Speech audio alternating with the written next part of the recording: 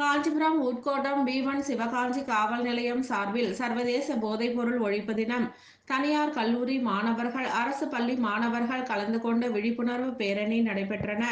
காஞ்சிபுரம் மாநகராட்சி பேரறிஞர் அண்ணா பேருந்து நிலையம் எதிரே காஞ்சிபுரம் உட்கோட்டம் B1 சிவகாஞ்சி காவல் நிலையம் சார்பில் சர்வதேச போதைப்பொருள் ஒழிப்பு தினம் தனியார் கல்லூரி மாணவர்கள் மற்றும் அரசு பள்ளி மாணவர்கள் கலந்து கொண்டு விழிப்புணர்வு பேரணி நடைபெற்றன. இப்பேரணியை B1 காவல் நிலைய ஆய்வாளர் அண்ணாதுரை மற்றும் தனியார் கல்லூரி பேராசிரியர்கள் இணைந்து கொடியசைத்து துவக்கி வைத்தனர். இப்பேரணியானது பேருந்து நிலையத்தில் ஆரம்பித்து இந்திரா காந்தி சாலை மேற்கு ராஜவீதி வழியாக ஸ்ரீ ஏகாம்பரநாதர் கோவில் முன்பு நிறைவடைந்தன.